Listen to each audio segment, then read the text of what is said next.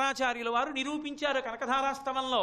లక్ష్మీదేవి అనుగ్రహం కావలసి వచ్చి ఆయన అన్నారు, గీర్దేవతేతి గరుడధ్వజ సుందరీతి శాకాంబరీతి శశిశేఖరవల్లభేతి సృష్టి స్థితి ప్రళయకేళుష సంస్థితాయై తస్మై నమస్త్రిభువనైక గురోస్తరుణ్యై అన్నారు.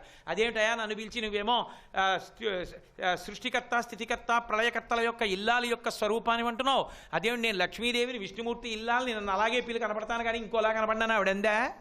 గీర్దేవతేతి నువ్వే సరస్వతి, గరుడధ్వజ సుందరీతి గరుడవాహనం ఎక్కి తిరిగే విష్ణుమూర్తి యొక్క ఇల్లాలివి నువ్వే, శాకాంబరీతి శాకాంబరి అని చెప్పి అప్పటికి ఆకలిస్తే అప్పటికి పెట్టేసింది. ముందు అన్నం పెట్టాలి, వృద్ధ బ్రాహ్మణికి ఆకలితో ఉంది, దరిద్రురాలై, అందుకని అన్నం పెట్టాలి కాబట్టి శాకాంబరీతి శశిశేఖరవల్లభేతి చంద్రరేఖ పెట్టుకున్న పరమశివుని యొక్క ఇల్లాలి రూపానివి నువ్వే, మూడు నువ్వే అన్నారు. కనపడలా లక్ష్మీదేవి? అనుగ్రహించలా? కాబట్టి ఆ తల్లే ఇన్ని రూపాలుగానూ ఉంటుంది. కానీ ఉపాసకుని వైపు నుంచి ఫలితాన్ని చెప్పినప్పుడు సరస్వతీ కటాక్షం లేని లక్ష్మీ కటాక్షం భయహేతు. ఈ అజ్ఞానం మీకు తెలిసిపోతుంటుంది. ఎందుకని చూడండి, మీరు ఎప్పుడైనా ఎవరి దగ్గరికైనా వెళ్ళి అయ్యా మీకు చాలా సరస్వతీ కటాక్షం లేని వాళ్ళల్లో ఒకరండి, పాపం ఏమిటో మీకు ఏమీ తెలియదండి అన్నారనుకోండి, వాడు కోప్పడతాడు మనని. ఏంటంటే అలా మాట్లాడతారు, నాకు తెలియపోయాడు, నాకు మీకన్నా తెలుసా అంటాడు. సరస్వతీ కటాక్షం లేదంటే ఒప్పుకోడు, లక్ష్మీ కటాక్షం ఉందంటే ఒప్పుకోడు. మీకేమిటండి ఎంత ఆస్తి మీది, కోట్లకి కోట్లు సంపాదించారండి అన్నారనుకోండి, అబ్బా ఉత్తిదండి ఏదో వడ్డీకి సరిపోతుంది, పెద్దల నుంచి వ్యాపారం చేశారని చేయడమే కానండి ఏమొస్తుందండి, రాత్రి పగలు కష్టపడితే అంటాడు. నిజం అనుకుంటున్నారేంటి? అందుకే డబ్బున్న వాడి దగ్గరికి వెళ్ళి మీ దగ్గర చాలా డబ్బు ఉందన్నమాట ఎప్పుడు అనకూడదు, వాడు వెంటనే ఇదే చెప్తాడు. లక్ష్మీ కటాక్షం ఉందిరా అంటే ఒప్పుకోడు, సరస్వతీ కటాక్షం లేదురా అంటే ఒప్పుకోడు. ఈ రెండూ సహజంగా ఉంటాయి అందులో తత్వంగా. అందుకు శంకరాచార్యుల వారు అన్నారు, ఎవరు అమ్మవారికి నమస్కరిస్తున్నారో వాళ్ళకి ఎటువంటి సరస్వతీ కటాక్షం వస్తుందంటే బ్రహ్మగారు అసూయపడేంత సరస్వతీ కటాక్షం, విష్ణు అసూయపడేటంతది లక్ష్మీ కటాక్షం. అంటే వాళ్ళకి అసూయలు ఉంటాయని కాదు దాని అర్థం. ఒరే నా ఇల్లాలు నాకన్నా వీడికి ఎక్కువైపోయింది ఏమిట్రా కటాక్షం, ఆయన తెల్లబోయేటంతటి కటాక్షం కలుగుతుంది. అంత ఐశ్వర్యవంతుడు, అంత సరస్వతీపుత్రుడు కూడా అవుతాడు. ఇప్పుడు రెండూ కలిసాయి. అన్నీ ఉన్నా ఆయన పగలు చూస్తే రాత్రికి అల్లోకి వస్తాడనుకోండి, ఏమిటి ఉపయోగం? అంత భయంకరంగా ఉన్నాడు, ఉపయోగం లేదు. ఎవరు చూస్తారా ఆయన్ని? బాబోయ్ ఆయన్ని ఏదో రూపాయి అడుగుదామన్నా ఆయన్ని చూడడానికి భయం, అలా ఉంటారండి ఆయన అంటే ఉపయోగం ఉంటుందా? ఉండదు. ఎంత అందంగా ఉంటాడంటేట అమ్మవారిని ఉపాసన చేస్తే వచ్చే అందం అలా ఉంటుందన్నారు. రతేహ పాతివ్రత్యం శిథిలయతి రమ్యేన వపుషా. లోకంలో ఏ ఇల్లాలు కూడా ఓ మాట అందో, మా ఆయనకన్నా ఆయన బాగుంటారు అందరూ ఎవరు అంటే తన పతి తనకు అందం, అది పాతివ్రత్యం అలా అనుకోవడం. రతీదేవి అందరికన్నా గొప్పగా సంతోషిస్తుంటే మా ఆయన మన్మధుడు అంటుంటుందిట. లోకంలో తండ్రి కన్నా కొడుకే బాగుంటాడు ఎప్పుడు యవ్వనంలో. కానీ విచిత్రం ఏమిటంటే వెంకటేశ్వర స్వామి వారి విషయంలో కొడుకు కన్నా తండ్రి బాగుంటాడు. కందర్పదర్ప రసుందర దివ్యమూర్తే కాంతా కుచాంబురుహ కుట్మలలోల దృష్టే కళ్యాణ నిర్మల గుణాకర దివ్య కీర్తే శ్రీ వెంకటాచలపతే తవ సుప్రభాతం అని చదవట్లా. కందర్పుడు అంటే మన్మధుడు. కందర్పదర్ప రసుందర దివ్యమూర్తే అంత అందంగా ఉంటాడని. మన్మధుడంత అందంగా ఉంటాడు కాబట్టి మన్మధుడి భార్య రతీదేవి అస్తమానం అంటుందిట, మా ఆయన కన్నా అందంగా ఉండేవాడెవడు అంటుందిట. అమ్మవారిని ఉపాసన చేసిన వాడిని చూసి రతీదేవి ఆశ్చర్యపోయి చెక్కిలి చేయి పెట్టి అంటుందిట, అబ్బా మా ఆయన కన్నా ఇతను బాగున్నాడే అంటుందిట. అంటే మరి పాతివ్రత్యం కొంచెం శిథిలమైందా లేదా అలా అంటే, అమ్మా రతీదేవి పాతివ్రత్యాన్ని శిథిలం చేయగలిగినంత అంతగాడవుతాడమ్మా నిన్ను ఉపాసన చేసిన వాడు అంటే. అలా ఎలా అవుతాడండి, పుట్టినప్పుడు ఎలా ఉంటాడో అలాగేగా ఉంటాడు అనుకుంటున్నారేమో. ఆ ఉపాసన బలం, ఆకర్షణ అలా ఉంటుంది. కాబట్టి రతేహ పాతివ్రత్యం శిథిలయతి రమ్యేన వపుషా. బాగుంది, సరస్వతీ కటాక్షం ఉంది, లక్ష్మీ కటాక్షం ఉంది, చాలా అందమైన రూపం ఉంది. కానీ 3 నెలలు ఉంటాడండి, అంతకన్నా ఉండడు, అపమృత్యు దోషం వచ్చేసింది జాతకంలో అన్నారు. ఉపయోగం ఏమైనా ఉంటుందా? ఉండదు. అమ్మవారిని నమ్ముకున్న వాడికిట చిరంజీవన్నేవా, చిరంజీవిత్వాన్ని పొందుతాడంటే. చిరంజీవి అంటే పూర్ణాయుర్దాయాన్ని పొందుతాడు. అది మనసానబడి కాదు, చక్కగా ఆరోగ్యంతో సంతోషంగా పూజా పునస్కారాలు దానధర్మాలు చేసుకుంటూ 3 తరాల్ని చూసుకుని పరమానందంతో ఉంటాడు. అలా బతికేసి ఎప్పుడు భోగాలను అనుభవించి సుఖాలను అనుభవిస్తూ కూర్చుంటే సరిపోతుందా? చాలదు. చిరంజీవన్నే వక్షపిత పశుపాశవ్యతికర, పశుపాశములను కోసేస్తుంది ఆవిడ. అంటే పశువు అంటే జన్మ కర్మ, అందరూ పశువులే వేదాంతం దృష్టిలో, ఎందుకంటే కర్మపాశములు కట్టబడి ఉంటాయి కాబట్టి. అమ్మవారి అనుగ్రహం ఎవరికి కలుగుతుందో అమ్మవారు వాడి మెళ్ళలో ఉన్న పాశాన్ని కోసేసి పశుపతిని చేసేస్తుంది, శివుల్లో కలిపేస్తుంది. అది ఎలా? చచ్చిపోయిన తర్వాత కలవడం కాదు. పరానందాభిక్యం రసయతి రసం తద్భజనవాన్. నిన్ను ఎవడు భజించాడో, ఎవడు పూజించాడో, ఎవడు సేవించాడో, ఎవడు స్తోత్రం చేశాడో వాడు ఏ స్థితిని చేరుకుంటాడో తెలుసా అమ్మా? వాడు ఇక్కడే ఇప్పుడే ఈ క్షణంలోనే నీ అనుగ్రహం కలగగానే నేను శరీరం కాదు ఆత్మ అని ఎరుకలోకి వస్తాడు. రాగానే వాడి శరీరం ఎప్పుడో పడిపోతుంది, అప్పుడు విదేహముక్తి. ఇప్పుడు వాడు ఈ సమాజంలో ఉండడం వల్ల లోకం ఎంతో గొప్ప స్థితిని పొందుతుంది. అలా ఒక పరమాచార్య స్వామి వారిలా స్థితిని పొందాలి అంటే అప్పటికప్పుడే ఆవిడ అనుగ్రహంతో ఆత్మగా జ్ఞానమును పొందగలగాలి అంటే అది పరదేవత అనుగ్రహమే. ఇన్ని కదలికలు లేని చిట్ట చివరి స్థితికి వెళ్ళడం అంటే ఆత్మ అన్న స్థితికి చేరడం అమ్మవారి అనుగ్రహమేనని ఎవరు ఆ తల్లి పాదములు పట్టి పూజిస్తున్నారో, ఎవరు దుర్గామాతనండి, కామాక్షనండి, లలితనండి, ఆ శాశ్వత రూపంలోకి అన్ని రూపాలు ఎవరిలోకి వెడతాయో ఆ రూపం యొక్క పాదములను పట్టి పూజించిన వాళ్ళకి ఇన్ని అనుగ్రహములు ఇవ్వగలిగిన తల్లి అని శంకరాచార్యుల వారు సౌందర్యలహరిలో నిర్ధారించారు. నేను అది వేదిక మీద ఎలా చెప్పాలో కొన్ని కష్టంగా ఉంటాయి. ఉపాసన సిద్ధించి ఆవిడ అనుగ్రహిస్తే ఆవిడ మనని మాయలో ముంచుతుంది. ముంచి ఎంత చమత్కారం చేస్తుందంటే పిల్ల రూపంలో వస్తుంది. వచ్చి కాసిన పువ్వులు ఇవ్వా, కాసిన పువ్వులు ఇవ్వా, కాసిన పువ్వులు ఇవ్వా తినేస్తుంది పట్టుకుని. నేనే ఎన్నో మాటలు పొరపాటు పడ్డా గమనించలేక ఇన్ని చెప్పిన వాడిని. వచ్చి మన దగ్గర పువ్వులో గాజులో తీసుకుని వెడుతుంది. మీకు అంతవరకు ఎందుకు మీకు చెప్పలేదు, ఎప్పుడు ఈ దేవాలయంలోనే జరిగింది. ఖచ్చితంగా పెట్టామని అంత లెక్క పెట్టుకునే గోపాలకృష్ణ గారి ఇంటికి వెళ్ళి ఏడిచింది, నేను పూజ చేసుకుంటానని ఒక పిల్ల. ఖచ్చితంగా పెట్టామని ఉయ్యాలలు అన్నీ వేశాం. ఆ రోజు ఎక్కువ జరగవలసిందే నా ఆవిడ శాసనం. పెట్టిన బాల పూజల కన్నా ఒక బాలకి ఎక్కువ పూజ జరిగింది ఆ రోజు. వచ్చి తీసుకుంది ఆవిడ. మన గుళ్ళోనే జరిగింది అది. అలా గోపాలకృష్ణ గారికి తెలుసు. ఆయన ఇంటికి వెళ్ళి తలుపు కొట్టి నాకు పూజ చెయ్యి అని చిన్నపిల్లలు అడిగిన రోజులు ఉన్నాయి. ఆయన నాకు చెప్తూ ఉంటారు. ఆమె 2 రూపాలతో తిరుగుతుంది. ఇప్పటికీ పద్మావతి అమ్మవారి గురించి కూడా అదే చెప్తారు. కార్తీక బ్రహ్మోత్సవాల్లో సువాసిని రూపంలో తిరుగుతుంది, భోజనం చేస్తుందని. అమ్మవారికి ఉన్న లక్షణం ఏమిటంటే ఎవరో ఒక సువాసినిగా తిరుగుతుంది. మీతో తుండీరు మహారాజు కథ చెప్పాను కదా. వినాయకుడు తుండీరుడిగా వచ్చాడు కాబట్టి పట్టుకున్నాడు అమ్మవారిని. అందరితో కలిపి కూర్చుని పూజ చేస్తుంది, అందరితో కలిసి కూర్చుని తిరుగుతుంది, ప్రసాదం పుచ్చుకుంటుంది. ఆవిడ ఎక్కడ నవరాత్రులు జరుగుతున్నాయో అక్కడ తిరుగుతుంది. ఆవిడ చాలా ప్రసన్నురాలైపోయేది దేనికో తెలుసా? బాలపూజ అంటే మురిసిపోతుంది ఆవిడ. చిన్నపిల్లగా సమస్త అపరాధములు క్షమిస్తుంది బాలగా.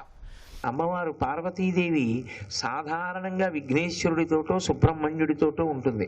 ఒక అపురూపమైన మూర్తి ఉంది. అమ్మవారు కూర్చుని 2 తొడల మీద 2 పిల్లల్ని పెట్టి కూర్చుని ఫోటో తీయించుకుంటే ఎలా ఉంటుందో అలాగే ఉంటుంది.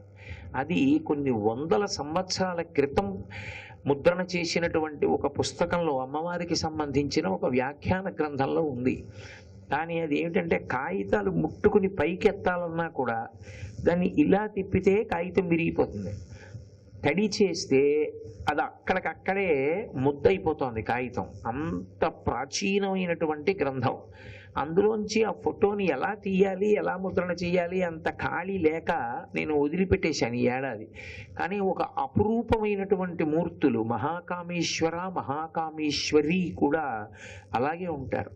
పంచసామ్యములతో వాళ్ళు కలిసి కూర్చున్నప్పుడు అసలు మీరు గుర్తుపట్టలేరు ఎవరి కాలేది, ఎవరి చెయ్యేది, ఎవరు ఏ ఆయుధాలు పట్టుకున్నారు, ఎక్కడున్నారు. ఇవి ఇద్దరూ ఒకలాగే ఉంటారు. అసలు పోలిక ఇద్దరికి తేడా చెప్పడం కష్టం, అంత అద్భుతంగా ఉంటారు. అటువంటి కామేశ్వరుడు లలితాదేవిని స్వీకరించాడు, అమ్మవారిని స్వీకరించాడు. కాబట్టి లలిత అన్న పేరే ప్రత్యేకమైంది. లలితా సహస్రనామ స్తోత్రం చదువుతున్నప్పుడు కన్నా లలితా సహస్రనామ స్తోత్ర వ్యాఖ్యానం చదువుతున్నప్పుడు ఒక్కొక్క నామంలో అయ్య బాబోయ్ ఇన్ని అర్థాలా అనిపిస్తుంది. అది దాని గురించి తెలుసుకుంటే అసలు లలిత చదవడం, లలిత వినడం ఎంత గొప్పవో అర్థమవుతుంది. సంస్కృతంలో లోల అన్న శబ్దం ఎక్కడన్నా వేస్తే కొంచెం చాలా తొందరగా వశమవుతారు అని, అంటే వ్యసన రూపాన్ని పొందేస్తే చాలా అది భోగకారకమైతే అందులో పరవశించిపోయేటటువంటి లక్షణం ఏర్పడిపోయింది అనుకోండి, అప్పుడు లోల లల్ ధాతు వేస్తూ ఉంటారు. అందుకే లకారం ఎక్కువ తిరిగితే అందులో తొందరగా సుఖపడు అనేటటువంటి సంబంధమైన విషయం ప్రతిపాదింపబడింది అని గుర్తు. అమ్మవారి విషయంలో లోల శబ్దం కొన్ని చోట్ల వేశారు, గానలూలుప అని వేశారు. గానలూలుప అంటే ఆమెకి పరమ ప్రీతి అని, ఎంత ప్రీతో చెప్పలేను. దేనికి గానలూలుప, ఆమె దేనికి ఎక్కువ సంతోషిస్తుంది అన్న నామాలు మీరు లలితా సహస్రంలోంచి వేరుగా ఏరుకున్నారనుకోండి, మీకు బాగా కనపడేవి అంటే సామగాన ప్రియా, గానలోలుప, కావ్యాలాప వినోదిని, ఇవన్నీ తీసి ఓ పక్కకు పెడితే మీకు ఒక విషయం అర్థం అవుతుంది. ఆమె సంగీతమునకు పరవశ అవుతుంది. సంగీతమునకు పరవశించడము అంటే కేవలం నోటితో పాడేటటువంటి పాట ఒక్కదానికే కాదు. అమ్మవారు దేనికి బాగా ప్రీతి చెందుతుంది అంటే 4 విశేషణాలు చెప్పారు భాస్కర్ రాయలు వారు. భాస్కర్ రాయలు వారు చెప్పడం అంటే అమ్మవారి చెప్పించింది భాస్కర్ రాయలు వారితో. 4 వినపడితే అమ్మవారిలో తేజోంశ వృద్ధి చెందుతుంది. అంటే ఆవిడ బాగా సంతోషంగా అందులోకి వచ్చి కూర్చుని వింటుంది. ప్రసన్నమైందనుకోండి, ఉండే లక్షణం ఏమిటంటే అనుగ్రహిస్తుంది. అప్పుడేం అడగక్కర్లేదు, కూర్చుంటే చాలు. కూర్చుని ఉండగా ఓసారి అలా చూస్తుంది, ఓ వీడు పాపం చాలా కాలం నుంచి ఇబ్బంది పడుతున్నాడు అని వెంటనే సమస్యని పరిష్కరిస్తుంది. అలా ఆవిడ సంతోషించడానికి కారణమైన దానిలో గానలోలుప అంటే కేవలంగా నోటితో పాట పాడడం ఒక్కటే కాదు. మొట్టమొదట అన్నిటికన్నా ఆవిడికి ఎక్కువ ప్రీతి పాత్రమైంది ఏది అంటే వీణానాదం. వీణ మీద పాట పాడితే ఆవిడ ఎంతో సంతోషిస్తుంది. ఎందుచేత అంటారేమో, వీణ నాడీ మండలానికి అంతటికీ కూడా ప్రతీక. కొన్ని కోట్ల సందేశాలు వెన్నుపావులో ఉండేటటువంటి నాడుల ద్వారానే వెడతాయి తలలోకి. మళ్ళీ తల చెప్పినటువంటి ఆదేశాలు నాడీ మండలంలోంచి కిందకెడుతూ ఉంటాయి. వీణ కాలవ అంటారు. ఆ వీణ తీగలు వెళ్ళేటటువంటి అమరిక ఉంటుంది, దాన్ని కాలువ అంటారు. ఆ కాలువ ఎలా ఉంటుంది అంటే మనిషి వెన్నుపూసల్లో ఉండేటటువంటి నాడీ మండలం ఎలా ఉంటుందో అలాగే ఉంటుంది. రెండో వైపు బుర్ర అంటారు, దాన్ని ప్రత్యేకంగా గుమ్మడి చెక్కతో చేస్తారు. అక్కడికి వెళ్ళేటప్పటికి బిగించి ఉంచి యువతలి వైపు తీగలు మోగిస్తారు. ఎలా నాడులు స్పందిస్తాయో వీణ అలా స్పందిస్తుంది. ఈడా పింగళ సుషుమ్న ఎలా కలుసుకుంటాయో వీణ అలా ఉంటుంది. అందుకే వీణ దేనికి గుర్తు అంటే మనిషి యొక్క వెన్నుపూసకి గుర్తు. దానికి శ్రీ విద్యా సంప్రదాయంలో చాలా విశేషమైన ప్రాముఖ్యత ఉంది. మూలాధార చక్రం దగ్గర నుంచి సహస్రారం వరకు కుండలిని పైకి లేపినప్పుడు యోగ విద్య చేత ఆ కుండలిని ప్రసారం షట్చక్ర భేదనం చేస్తూ పైకి ఎక్కుతుంది అని చెప్పేసి దాన్ని మేరుదండ విద్య అని పిలుస్తారు. ఆ మేరుదండం ఎలా ఉంటుందో అలా వీణాదండం ఉంటుంది. అందుకే వీణాదండ అని ప్రత్యేకంగా అమ్మవారి దగ్గరికి వచ్చేటప్పటికి ప్రయోగం చేస్తూ ఉంటారు. ఆ వీణని కానీ సక్రమంగా వాయించాలి. అది గురుముఖత నేర్చుకోకుండా ఇష్టం వచ్చినట్టుగా వాయిస్తే ఆవిడికి చాలా విసుగు కలుగుతుంది. వీణ వాయించడంలో 2 పద్ధతులు ఉంటాయి. ఒకటి వీణ అడ్డంగా పడుకోబెట్టి వాయిస్తారు, ఒకటి వీణని నిలువుగా పెట్టి వాయిస్తారు. అది బాగా నిష్ణాతులైన వాళ్ళైతేనే చేయగలరు, అందరికీ అది సాధ్యం కాదు. వరంగల్లో ఆ సంగీత కళాశాల ప్రిన్సిపాల్ గారు ఉన్నారు, దుడ్డు సీతారామయ్య గారని. అందరిలా వీణ ఇలా పడుకోబెట్టి వాయించారు, వీణ నిలబెట్టి వాయిస్తారు ఆయన. అది అంత తేలిక విషయం కాదు వీణ నిలబెట్టి వాయించడం. అలా ఆ వీణా వాద్యానికి ఆమె పరవశ అవుతుంది. వీణ నడుస్తూ ఉండగా అమ్మవారి దర్బార్లో కూర్చుని ఎవరు ఉంటారో వాళ్ళు అమ్మవారి యొక్క అనుగ్రహాన్ని పొందుతారు. రెండవది ఏది అంటే వేణువు. ఎక్కడ వేణువు వినపడుతుందో అమ్మవారి దర్బార్లో అక్కడ ఆవిడ యొక్క తేజస్సు ద్విగుణీకృతం అవుతుంది. అందుకే తప్పకుండా వీణ వేణువు ఈ రెండు అమ్మవారి దర్బార్లో వాయించమని చెప్తారు. మీరు మహిషాసురమర్దని స్తోత్రం వినుంటారు. అందులో కూడా అలమురళీరవవాజిత కూజిత కోకిల మంజుల మంజురతే అని ఆ మురళీరవం గురించి ప్రస్తావన చేస్తారు. ఆ మురళి వేణువుగానం వింటే ఆవిడ మహాపరవశాన్ని పొందుతుంది. మూడవది సామగాన ప్రియ. వేదం చదువుకున్న వాళ్ళు సామవేదం చదువుతున్నప్పుడు ఆవిడ ఎంతో సంతోషాన్ని పొందుతుంది. ఒకటి. రెండు, గాయత్రి మహామంత్రాన్ని పరమ నిష్ఠతో జపం చేసేటటువంటి బ్రాహ్మణులు సభలో తిరుగుతుంటే ఆవిడ ఎంతో సంతోషం పొందుతుంది. ఆవిడికి కంటి ముందు ఎవరు కనపడుతూ తిరుగుతూ ఉండాలి అంటే సంధ్యావందనం చేసి గాయత్రి చేస్తూ దాని మీద అంత నమ్మకం ఉన్నటువంటి విప్రులు తిరుగుతూ ఉంటే ఆవిడ సంతోషాన్ని విప్రప్రియా. మీరందుకే అమ్మవారు తొందరగా ప్రీతి పొందేవేవి అంటే ఏరుకోవాలి, అవన్నీ ఏరుకుని దండ కట్టాలి. అలాగే సామగాన ప్రియ, సామగానం నేర్చుకుని సామవేదం కానీ పాడితే, అందులో సామవేదానికి ఒక్కదానికే వేదంలో ఒక మినహాయింపు ఉంది, స్వరభంగాన్ని అనుమతిస్తారు, మిగిలిన వాటికి అనుమతించరు. ఒక్క సామవేదం చదివేటటువంటి పండితుడు మాత్రం ఊపిరి తీసి నిలబెట్టడం చాలా చాలా కష్టం, అంత తేలిక కాదు. అందుకే ఒక్క సామగానం చేసేటప్పుడు స్వరభంగం అయితే దోషం పట్టవద్దు అని దేవీ భాగవతంలో సామగానం స్వరభంగం అవడం గురించి ప్రత్యేకంగా గోభిలుడు దేవదత్తుడు అని వాళ్ళిద్దరి మధ్య నడిచినటువంటి ఒక ప్రత్యేకమైన ఉపాఖ్యానం ఉంటుంది. కాబట్టి సామగాన ప్రియ, ఆ సామవేదాన్ని చదివితే ఆవిడ ఎంత పారవస్యాన్నో పొందుతుంది. ఆవిడే కాదు, అసలు విష్ణువు వైష్ణవి ఆ ఇద్దరు ఒకటే. అందుకే రక్తాంబరాం రక్తవర్ణాం గారుడే వాహనే సంస్థాం వైష్ణవీం శక్తిమద్భుతాం అంటాడు వ్యాసుడు. విష్ణువు వైష్ణవీ రూపాన్ని పొందుతూ ఉంటాడు. అందుకే ఆయన కూడా నేను సామవేదాన్ని అని చెప్పుకుంటాడు భగవద్గీతలో. కాబట్టి సామగాన ప్రియ, సామవేదం ఎక్కడ వినపడుతుందో అక్కడ అమ్మవారు బహుప్రసన్నురాలవుతుంది. తర్వాతది మృదంగం. వాద్యాలలో మృదంగం చక్కగా గురుముఖత నేర్చుకున్నటువంటి వాళ్ళు మృదంగం వాయిస్తే అమ్మవారు ప్రసన్నురాలవుతుంది. నాలుగవది కంచుతో కూడినటువంటి తాళం వేస్తే, అది కంచుతో చేసినదై ఉండాలి. ఖచ్చితంగా తప్పకుండా తాళం వేస్తే అమ్మవారు ప్రసన్నురాలవుతుంది. ఇవి వినా అమ్మవారు ప్రసన్నురాలవడానికి మిగిలినటువంటి సంగీత పరికరాలు ఉపయుక్తం అవుతాయి అని నమ్మకం లేదు. రెండు, గురుముఖత సంగీతం నేర్చుకుని రాగతాళ జ్ఞానం కలిగి గురువు యందు భక్తి కలిగినటువంటి వాళ్ళు పాట పాడితే అలా నోటితో పాడినటువంటి పాటకి కూడా ఆమె పరవశం అవుతుంది. అందుకే ఎప్పుడూ ఆవిడ పక్కన సరస్వతీదేవి వీణ వాయిస్తూ ఉంటుంది. ఆ సరస్వతీదేవి వీణ, సరస్వతీదేవి పాట, ఈ రెండు ఆవిడ వింటూ ఉంటుంది.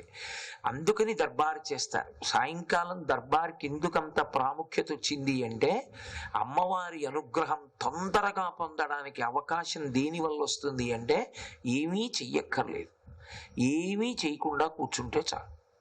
ఆ దర్బార్లో కూర్చునుంటే అవన్నీ వినపడుతుంటే ఆవిడ గొప్ప ప్రసన్నురాలవుతుంది. ఆ ప్రసన్నురాలయ్యి ఆవిడ దర్బారు వంక చూస్తూ మురిసిపోతుంది. అందుకే పెద్దలు ఒక మాట చెప్తారు, శారదా నవరాత్రులు చేస్తున్న చోట అమ్మవారు అనుగ్రహించింది అని గుర్తుపట్టడానికి కొన్ని కారణాలు చెప్పచ్చు అని చెప్తారు. ఒకటి, సువాసినులు చాలా విపరీతంగా తిరుగుతారు. తెల్లవారింది మొదలు ఆ దేవాలయంలో సువాసినులు ఎక్కువ మంది తిరుగుతూ ఉంటే అది అమ్మవారి అనుగ్రహం పొందిందని, అమ్మవారు తిరుగుతోందని గుర్తు. రెండవది, 4 బ్రాహ్మలు 6 బ్రాహ్మలు 10 మంది బ్రాహ్మలు 20 మంది బ్రాహ్మణులు సభలో ఉంటారేమో అనుకుంటే 200 మంది బ్రాహ్మణులు సభలో ఉన్నారనుకోండి, గుర్తుపట్టడానికి తేలిక మార్గాలు ఎలా ఉంటాయో తెలుసా? అదిగో పిలవకుండా అందరికన్నా ముందొచ్చి ఇంతమంది ఉన్నా వాడు ఒక్కడు సంప్రదాయబద్ధంగా చొక్కా విప్పేసి ఉత్తరీయం మొలక్ కట్టుకుని విభూతి పెట్టుకుని వాడు వాడి పక్కన ఒక బాల ఇద్దరు కూర్చున్నారే అలాగే కూర్చుంటుంది ఆవిడ. అలాగే కూర్చుని చూస్తూ ఉంటుంది. ఆవిడ ఎక్కడ కూర్చుంటుందో తెలియదు, అందరిలోకి వచ్చి కూర్చుంటుంది. అది భగవత్ సంబంధం ఉన్న వాళ్ళైతే పసిగట్టేస్తారు, అదిగో అక్కడ కూర్చుంది ఆవిడని పసిగడతారు. కాబట్టి ఆవిడ యొక్క అనుగ్రహం పొందడానికి మార్గం ఏమిటి అంటే దేవీ నవరాత్రుల్లో దర్బారు చేయడం ఒకటి, వాహనం వెంట నడవడం ఒకటి. ఆవిడ ఒక్కొక్క వాహనం ఎక్కినప్పుడు ఒక్కొక్క రకమైన అనుగ్రహాన్ని వర్షిస్తుంది. అందుకని ఆవిడ ముందు వెనక నడుస్తుంటే, అందున నేను మీతో ఒక పరమసత్యం చెప్తున్నాను. అబద్ధాలు ఆడడం, అర్థం లేని మాటలు చెప్పడం నా జీవితంలో నాకు అలవాట్లేదు. అమ్మవారు వాహనం మీద వెడుతుండగా సువాసినులు ముందు వెడుతుంటే ఆవిడ ప్రసన్నురాలవుతుంది. ఆవిడ ఎంత సంతోషపడిపోతుందో. ముందు వెళ్ళాలి సువాసినులు, ముందు నడుస్తూ వెడుతూ అమ్మవారి నామం చెప్తూ వెడుతూ ఉంటే సంతోషంగా ఆవిడ సువాసినుల వంక చూసుకుంటుంది. వీళ్ళందరూ ఎంత ప్రేమగా వస్తున్నారో నా ముందర అని పొంగిపోతుంది. వెనకాతల తిరగకూడదు. పురుషులు వెనకాతలకు ఉండొచ్చు, పూర్వ సువాసినులు వెనకాతలకు ఉండొచ్చు. సువాసినులకు జన్మ హక్కు, వాళ్ళు ముందు నడవాలి. వాళ్ళకన్నా ముందు ఎవరు ఉండాలంటే బాలలు ఉండాలి. బాలలు వాళ్ళకన్నా ముందు నడుస్తారు. వాళ్ళకన్నా ముందు ఎవరు ఉంటారంటే వేదం చదువుకున్న విద్వాంసులు ఉంటారు. అది క్రమం. అంటే అంత ముందు వరకు ఉండి దారి చూపించడం అంటే ముందు నడవడానికో యోగ్యత ఉంటుంది. అన్ని వేళలా అందరూ ముందు నడవకూడదు. ముందు నడవడం అన్న మాటకి శాస్త్రంలో ఎంతో ప్రాముఖ్యత. అందరూ అన్ని వేళలా అలా నడవకూడదు. ముందు ఒక్కొక్కరు పెద్దలు వెడుతుంటే వారి వెనకాతలు ఉండాలి తప్ప వారిని దాటి ముందుకు వెళ్ళడానికి వీల్లేదు. అటువంటిది భగవతి వాహనం మీద వెడుతుంటే సువాసినుల జన్మ హక్కు ముందు నడవడం. వాళ్ళు ముందు నడిస్తే చాలు, అభ్యున్నతిని పొందేస్తారు. అందుకే శారదా నవరాత్రుల్లో తేలిక మార్గం ఏమిటంటే అమ్మవారి అభ్యున్నతిని పొందడానికి, అమ్మవారి అనుగ్రహాన్ని పొంది అభ్యున్నతిని పొందడానికి అమ్మవారి వాహనం కన్నా ముందు సువాసినులు వెళ్ళడం, మిగిలిన వాళ్ళు వెనకాతల వెళ్ళడం, అమ్మవారి దర్బారు జరుగుతుండగా కూర్చోవడం. అంటే శ్రీమతి పెద్దాడ సూర్యకుమారి గారు మహాతల్లి గురువు అంటే అపారమైనటువంటి గౌరవం ఉన్నటువంటి వారు. ఆవిడ ఒకానొకప్పుడు సామర్లకోటలో ఒక రాగాన్ని ప్రత్యేకంగా ఆలాపన చేసి వర్షం కురిపించాలి అని చెప్పి, నాకు సరిగ్గా జ్ఞాపకం ఉంటే ఆవిడ నూతులో కూర్చునిలా ఉంది, పాడారు. ఎండిపోయిన నూతులో కూర్చుని పాడితే ఆవిడ పాట పూర్తి అయ్యేటప్పటికీ కుంభవృష్టి కింద పడింది వాన. పెద్దాడ సూర్యకుమారి గారంటే మన మధ్యలో తిరుగుతున్నారు కాబట్టి మనకు ఆవిడ వైభవం తెలియదు, కానీ అంతటి ఉపాసకురాలు ఆవిడ. నా సోదరి లాంటిది కాబట్టి చెప్తున్నాను, లేకపోతే నేను ఈ మాట వేదిక మీద చెప్పను. ఆవిడికి సాముద్రిక రీత్యా శారదానుగ్రహం ఉంది సంగీతంలో. అందుకే త్రివళులు ఆవిడ కంఠం మీద ఎంత స్పష్టంగా కనపడతాయో. అవి గమకాలు, హద్దులు. ఎవరికి సాముద్రికంలో కంఠం మీద అలా ఉంటాయో వాళ్ళు శారదానుగ్రహంతో సంగీతంలో సిద్ధహస్తులవుతారు. ఆవిడ నా అంచనాకి తెలిసినంత వరకు ఆవిడికి ఉంటే బహుకొద్ది జన్మలు. ఆవిడ అదృష్టం బాగుంటే ఇక ఆవిడ మళ్ళీ వస్తారని కూడా నమ్మకం లేదు. ఆవిడ సప్తధాతువులు కూడా సంగీతంతో గురుముఖత నేర్చుకున్నటువంటి స్వరరాగ తాళముల చేత ఎన్నడూ పునీతమైపోయి శరీరం మంత్రపూతమైపోయినట్టే ఆవిడిది సంగీతం చేత ఆవిడ భగవంతుణ్ణి సేవించి సేవించి సేవించి తరించిపోతున్న వ్యక్తి. అందుకే ఆవిడ పెద్దవారు అవుతున్నా ఆవిడకి ఆ కంఠ సౌష్ఠవం అలా నిలబడింది. అది ఆవిడ సంపాదించుకున్నటువంటి తపశ్శక్తి. సర్వం శ్రీ ఉమామహేశ్వర పరబ్రహ్మార్పణమస్తు. స్వస్తి.